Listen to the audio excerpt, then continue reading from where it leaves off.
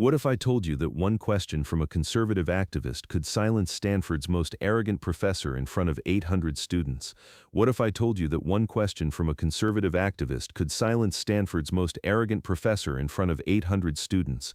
What if that professor thought she was about to teach a lesson in morality, but ended up being schooled by someone half her age? And what if the person who destroyed her entire argument didn't yell, didn't interrupt, and didn't raise his voice once? He just asked one devastating question that exposed 20 years of academic hypocrisy in front of millions. This is how Charlie Kirk dismantled liberal academia's most sacred beliefs with nothing but truth, logic, and perfect timing.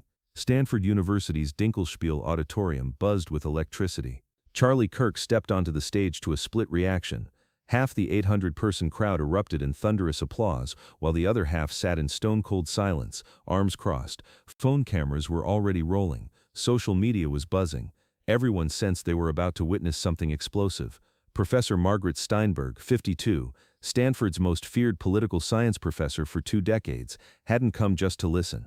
She had written 3 best-selling books, appeared on CNN dozens of times, and was considered one of the most influential academic voices in America. That night, she came to make Charlie Kirk an example, to show her students that conservative ideology had no place in serious academic discourse. But what happened next left everyone speechless. Charlie Kirk, 30, founder of Turning Point USA, had faced hostile crowds at hundreds of campuses, but Stanford was different. This wasn't just any university. This was the breeding ground of Silicon Valley elites and political power brokers. When Professor Steinberg stood from her front row seat, the auditorium fell silent. Her voice cut through the air like a blade. "Mr. Kirk," she began, dripping with condescension, "you've built your career spreading dangerous misinformation to impressionable young people. You claim to support free speech, but you're really weaponizing ignorance and promoting hate speech on college campuses." The crowd stirred. Charlie Kirk remained perfectly calm, almost amused. "Professor Steinberg, that's quite an accusation. Can you give me one specific example of hate speech I've promoted? Just one verifiable quote?" The room was about to explode. Steinberg's confident smirk faltered briefly, but she recovered. She'd prepared for this exact question. "Certainly. Last month at the University of Texas you said, quote, 'Liberal professors are systematically brainwashing an entire generation of American students. That inflammatory rhetoric undermines academic integrity.'" Students pulled out phones to fact-check. Others leaned forward, sensing something big coming. Charlie Kirk smiled with genuine curiosity. "Professor, I appreciate you quoting me accurately. But when I said brainwashing, I meant presenting only one ideological perspective while claiming objectivity. So let me ask, in your Introduction to American Politics course, how many conservative authors do you assign?" Then came the moment that changed everything. The question hung like a bomb waiting to explode. Steinberg's face reddened, but she maintained composure. "I assign only the highest quality peer-reviewed academic sources. I don't choose authors based on political affiliations." "Interesting," Charlie Kirk said, pulling out his phone. "I researched your course syllabus before coming tonight. It's publicly available on Stanford's website. In your fall semester course, you assigned 23 different authors. Want to guess how many could be classified as conservative or moderate?"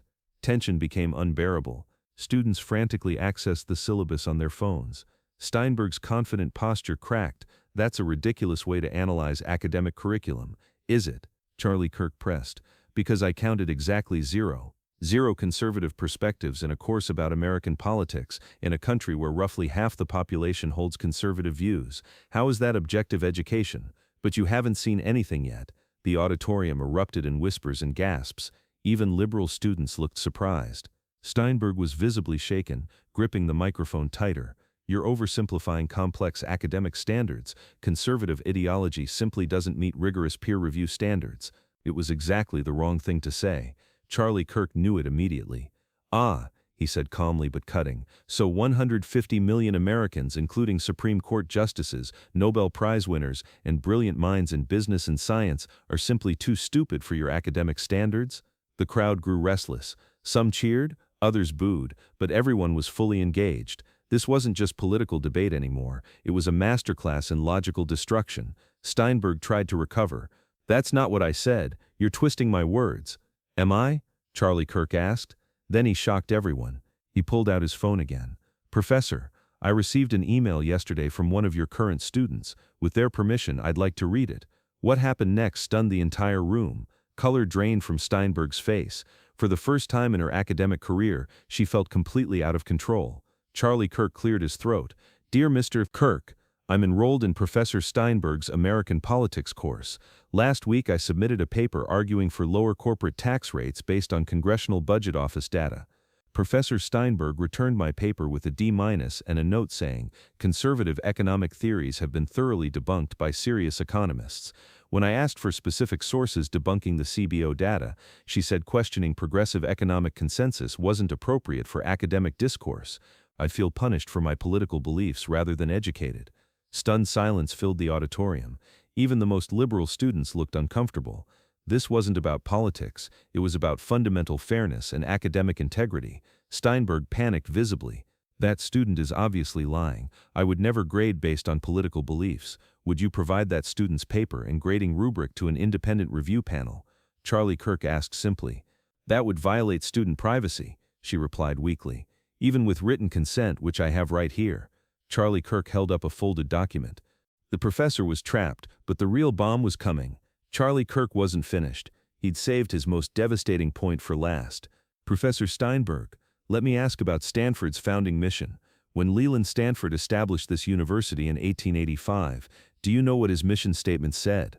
Of course I know the university's mission," she whispered. "It said, to qualify students for personal success and direct usefulness in life, and to promote public welfare by exercising influence in behalf of humanity and civilization. But more importantly, he specifically stated the university should be where all ideas, perspectives, and viewpoints are welcome, debated and examined without prejudice." Charlie Kirk paused, letting the words sink in. "Professor, you've spent your career violating the founding principles of this institution. You've taken young minds seeking truth and fed them nothing but your political ideology. You've betrayed not just your students but the concept of higher education itself." Then came the final devastating blow. The auditorium was chaos. Students stood arguing. Steinberg looked ready to faint. Her 20-year career, reputation, intellectual superiority, everything crumbled in real time. I support free thought," she said desperately, barely audible above crowd noise. Charlie Kirk leaned into his microphone one final time. "Then prove it, Professor. Invite me to guest lecture in your class. Let's have a real debate. Let's see which ideas can withstand scrutiny, yours or mine." The entire auditorium held its breath. Cameras recorded from every angle. Social media exploded with live updates. This moment would define both careers. Steinberg looked around desperately, searching for an escape that didn't exist. Her mouth opened and closed repeatedly. Finally, in a voice so quiet the microphone barely picked it up, Our curriculum is already very full, so that's a no." Charlie Kirk's voice carried across the silent auditorium. "You're refusing to defend your ideas in open debate?" Steinberg couldn't answer. She simply sat down, head in hands, defeated.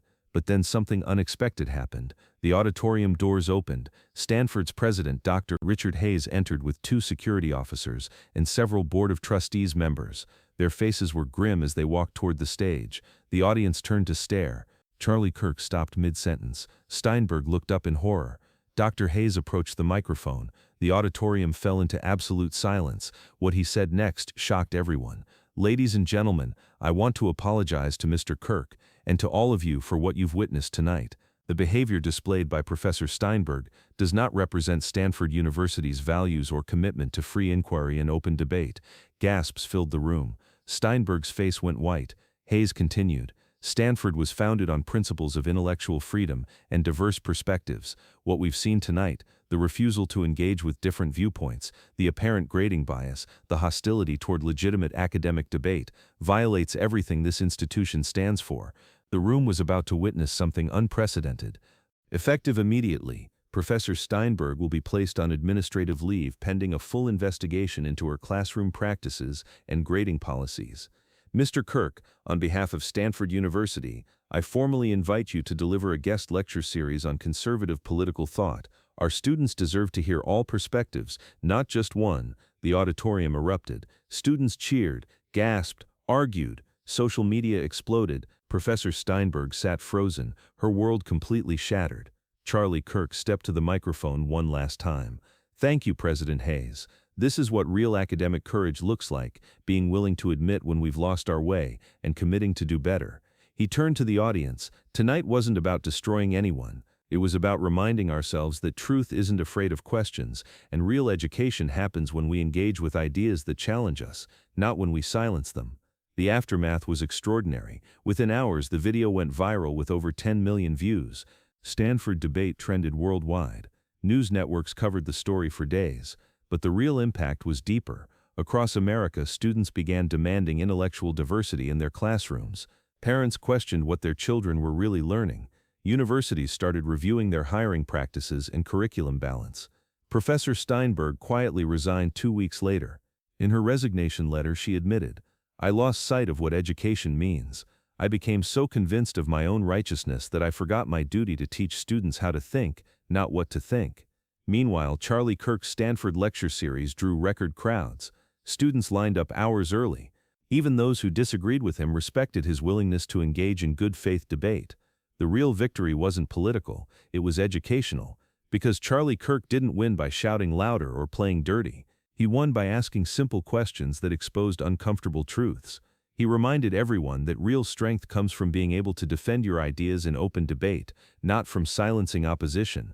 That night at Stanford proved something powerful. When you stand for truth, when you approach disagreement with respect and facts rather than anger and accusations, when you trust people to think for themselves, you don't just win debates, you change minds, you restore faith in education, you remind America what intellectual courage actually looks like.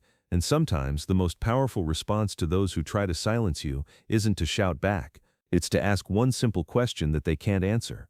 If this story reminds you why free speech and open debate matter, if you believe our universities should teach students how to think rather than what to think, then hit that subscribe button, because we're going to keep telling the stories that matter, the moments that remind us what real education looks like. What did you think of Charlie Kirk's approach? Let us know in the comments below, and share this with someone who needs to remember that truth doesn't fear questions, it welcomes them.